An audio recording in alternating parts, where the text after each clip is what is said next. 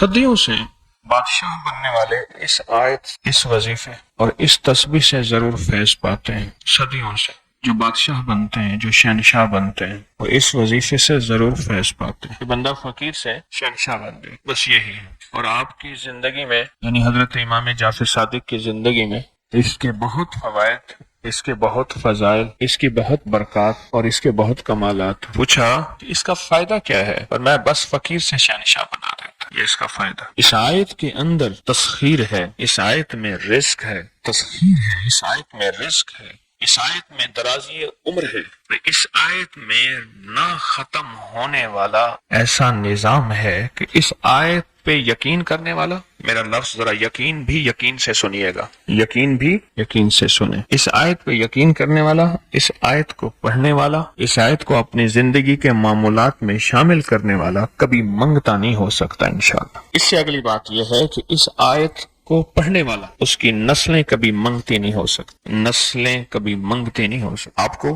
کچھ زندگی میں مجھے ایسے لوگ ملے ہیں کہ جو رئیس تھے، رئیس اعظم تھے، لیکن ان کی نسلیں منگتی بن گئی، منگتی، بھکاری بن گئی، محتاج بن گئی، مفلس بن گئی۔ اس آیت کے پڑھنے والا منگتا نہیں بنے گا۔ کیوں؟ اس آیت میں، ان دو آیات میں تونگری ہے۔ یہ امام جعفر صادق کا دوسرا قول فرمانا، جو ان کا فرمان ہے، میں عرض کروں، تونگری ہے۔ اس آیت میں مال ہے، اس آیت میں درازی عمر ہے، اس آیت میں درازی عمر ہے، اور اس آیت میں غنا ہے، غنا۔ وَأَغْنَنِي بِفَضْلِكَ عَمَّنْ سِوَاكَ، مجھے فضل، مجھے پتا ہے مولا میں غنی ہوں گا تیرے فضل سے۔ وَأَغْنَنِي، محنت سے نہیں، اس فکرے کو خاموشی سے غور سے سنیں۔ وَأَغْنَنِي، میں غنی ہوں گا اگر، تو ہوں گا تیرے فضل سے۔ مجھے کلمہ نصیب ہوگا اگر، ہوگا تیرے فضل سے۔ مجھے قبر میں نکیرین کے سوال و جواب میں آسانی ہوگی اگر، تو ہوگے تیرے فضل سے۔ اور یہاں تک کہ اگر مجھے جنت ملے گی تو تیرے فضل سے ملے گی، جنت بھی اگر ملے گی تو تیرے فضل سے ملے گی، جنت بھی ملے گی تو تیرے فضل سے ملے گی۔ اس آیت میں،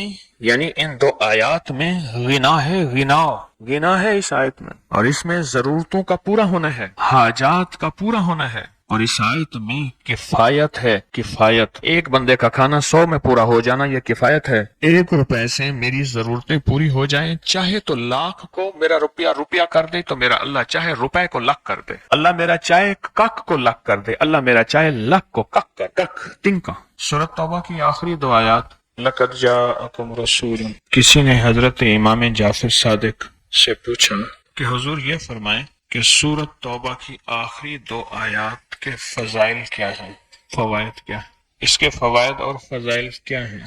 فرمایا بس یہی ہے کہ بندہ فقیر سے شہنشاہ بن جاتا، بس یہی۔ کتنے بڑوں نے، مخدوم نوح صاحب حالہ سندھ، بہت بڑی ہستی ہیں، مزار ہے، دربار ہے، مخدوم محمد نوح حالہ سندھ میں، ان کی عمر بہت لمبی تھی۔ کسی نے ان سے درازی عمر کا راز پوچھا، فرمانے لگے میری درازی عمر کا راز سورۃ توبہ کی آخری 2 آیات۔ مخدوم نوح صاحب، اس ویڈیو کو لائک اور شیئر کریں، اب کریں یوٹیوب چینل کو سبسکرائب کریں اور روزانہ زیادہ سے زیادہ سبسکرائب کروائیں۔ آپ دوسروں کے لیے صدقہ جاریہ بنیں گے، اللہ پہلے آپ کے دکھ ڈالے گا۔